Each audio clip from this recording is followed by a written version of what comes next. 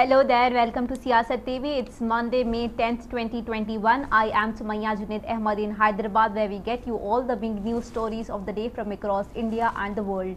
And here is our top headlines.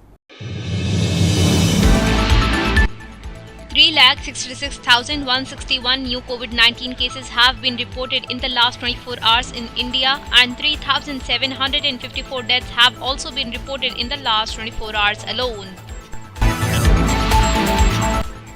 The centre defends its vaccine policy in the top court. It tells the Supreme Court to leave the decision on executive in larger public interest and says overzealous judicial intervention may lead to unintended consequences. After the massive spike in COVID-19 cases, 2 weeks lockdown in Karnataka as well as in Tamil Nadu.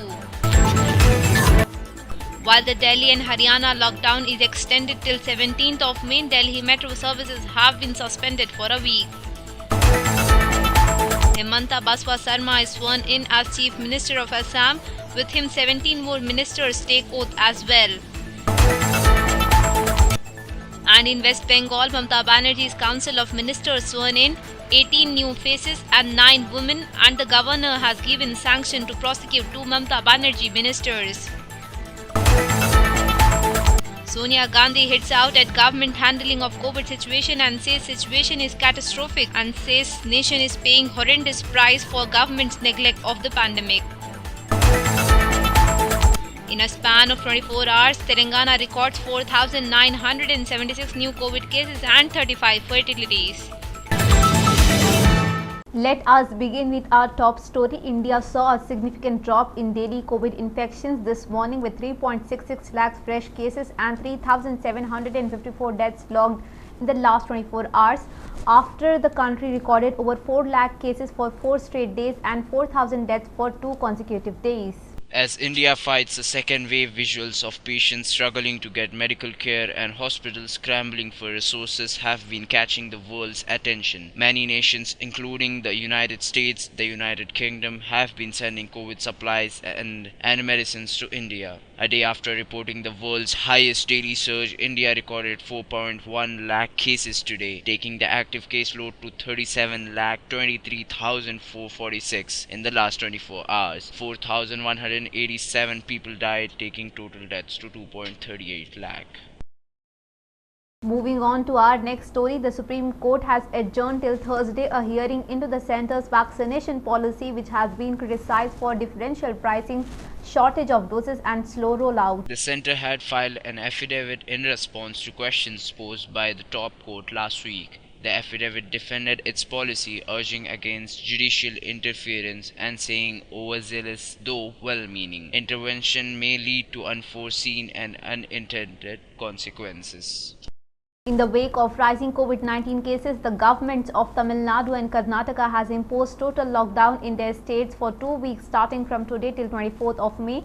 Tamil Nadu Chief Minister M.K. Stalin said in a statement the lockdown was being enforced due to unavoidable reasons and pointed out that the decision was taken based on inputs received at a review meeting he had with district collectors on Friday, besides consultations with medical experts.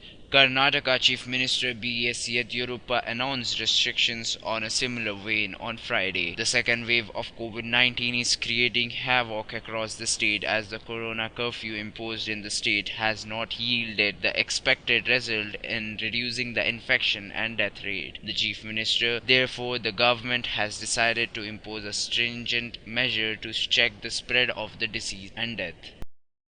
The government said today the ongoing lockdown in Haryana has been extended till 17th of May with more stringent restriction in place amid surge in COVID-19 cases in the state. Meanwhile, the Delhi government further extended the lockdown until 17th of May owing to the surge of COVID cases. It was also announced that starting from today, Delhi metro rail services will remain temporarily suspended till 5 am on 17th of May. Haryana Home and Health Minister Anil Vij said Mahamari Alert Surakshit Haryana announced from 10th of May to 17th May stringent measures will be taken to contain spread of corona in Haryana. Detailed order to be issued soon. Earlier, a week-long complete complete lockdown was imposed from 3rd of May till 9th of May to curb the deadly second wave of the COVID-19 pandemic sweeping the country. The Delhi Chief Minister Arvind Kejriwal announced strict measures like suspension of metro train services in an online briefing. Let us now shift our focus to Assam, where Himanta Biswa Sharma has taken oath as the 15th Chief Minister of Assam. With him, 13 ministers took oath in his new cabinet. He was administered the oath by Governor Jagdish Mukhi. BJP National President JP Nadda and other leaders were also present at the ceremony. Several chief ministers of northeastern states attended the swearing-in ceremony of Assam Chief Minister Himanta Biswa Sharma. Himanta Biswa was elected anonymously by the Bharatiya Janata Party legislature party, which met in Guwahati on Sunday, known to have played a pivotal role in the BJP's growing footprint in the northeast. Sharma left the Congress in 2015 despite being close to Chief Minister Tarun Gogoi, as he felt sidelined. And 43 Trinamool Congress leaders took oath at Raj Bhavan in Kolkata in presence of party Supremo Mamata Banerjee today. They were sworn in by Governor Jagdeep Dhankar. After the swearing-in ceremony, Banerjee is also scheduled to hold a first cabinet meeting later in the day today, during which she is expected to allot portfolios to the ministers. Party leaders including Subrata Mukherjee, Partha Chatterjee, Firhad Hakim, Jyoti Priya Malik, Maloy Ghatak, Arup Biswas, Dr. Shashi Panja and Javed Ahmad Khan took oath as minister. Meanwhile, 15 new faces including former IPS officer Humayun Kabir, former Bengal Ranji captain Manoj Tiwari and Siuli Saha were also included in the state cabinet. And at a meeting of the Congress Working Committee with the party's top decision-making body, Congress President Sonia Gandhi today expressed concern about a third COVID wave and said the country is paying horrendous price for government's neglect to the pandemic and willful patronage of super spreader events. She said in her opening remarks, scientific advice has been willfully ignored and the country is paying a horrendous price for the Modi government's neglect of the pandemic.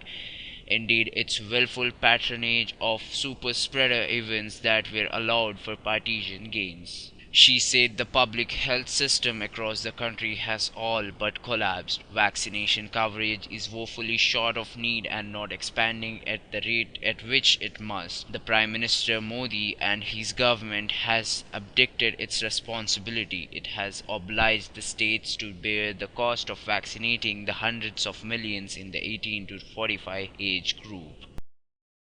Let us shift our focus to Telangana, where COVID cases continues to surge in state. Telangana has reported 4,976 new COVID infections and 35 fatalities on Sunday, taking cumulative numbers of deaths to 2,739 and total number of positive cases to 4,97,361. The number of active cases in Telangana as on Sunday evening has reached 65,757. Between Saturday and Sunday, authorities conducted 55,358 COVID tests, of which results of 1,700 samples were awaited. On Sunday, 7,646 individuals have recovered, a recovery rate of 86.22%. Greater Hyderabad Municipal Corporation recorded the highest number of cases, that is 851. To reduce work pressure on staff of medical and health department in the state who are working as frontline warriors against the COVID-19 pandemic, Chief Minister K. Chandrasekhar Rao on Sunday directed the officials to invite applicants from about 50,000 eligible doctors who have completed MBBS across the state for joining public service on a temporary basis. He asked the officials concerned to immediately recruit doctors, nurses, lab technicians, pharmacists and other pharmaceutical personnel for a period of 2 to 3 months and utilize their services in COVID-19 treatment. Besides providing them appropriate salaries, the Chief Minister said the government would give due recognition to their service by providing them additional weightage marks during recruitment into government jobs in future. He urged the young doctors as well as qualified nurses and others to come forward and serve the people during these difficult times. Moving on to our international news, Israeli forces stormed the Al-Aqsa Mosque compound today morning, firing rubber-coated bullets, tear gas and sound bombs at Palestinian worshippers, wounding hundreds. The latest violence comes as occupied East Jerusalem braces for planned Jewish nationalist march through the city later today. The annual Jerusalem Day Flag March marks the day East Jerusalem was occupied in 1967 and later annexed by Israel in a move not recognized by the majority of the international community. It usually sees young Zionist activists walk through the Palestinian areas in the Old City and East Jerusalem neighborhoods in provocation. The Palestinian Red Crescent said the number of people wounded has risen to 215, with 153 hospitalized and at least 4 in critical condition. Danish Hidayat, head of media for the second vice president of Afghanistan, told the death toll in a bomb attack targeting schoolgirls in Kabul on Saturday has risen to 85. Another 147 wounded people were wounded in the attack in Dasht-e-Barchi neighborhood. A car bomb was detonated in front of the Sayyid al-Shuhda school. The 2 more bombs exploded when the students rushed out in panic. The area is home to large community of Shiis of Hazara ethnic majority, which has been targeted in the past by Islamic State, a Sunni militant group. There has been no official claim of responsibility yet. The Taliban has denied being behind the Saturday evening attack. Officials said most of those killed were schoolgirls. Some families were still searching hospitals for their children on Sunday. Before we wrap up our bulletin, let's have a look on our headlines. 3,66,161 new COVID-19 cases have been reported in the last 24 hours in India, and 3,754 deaths have also been reported in the last 24 hours alone.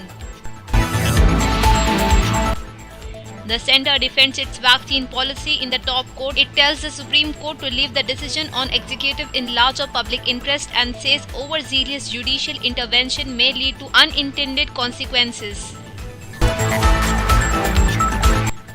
After the massive spike in COVID-19 cases, 2 weeks lockdown in Karnataka as well as in Tamil Nadu.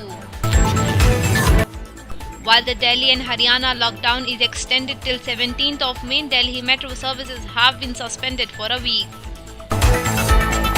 Himanta Biswa Sarma is sworn in as Chief Minister of Assam. With him, 17 more ministers take oath as well. And in West Bengal, Mamata Banerjee's Council of Ministers sworn in, 18 new faces and 9 women, and the governor has given sanction to prosecute 2 Mamata Banerjee ministers. Sonia Gandhi hits out at government handling of COVID situation and says situation is catastrophic and says nation is paying horrendous price for government's neglect of the pandemic. In a span of 24 hours, Telangana records 4,976 new COVID cases and 35 fatalities. Well, that is the Siyasat TV English news for this Monday. Thanks for watching. I am Sumaya Junaid Ahmed. Have a great day.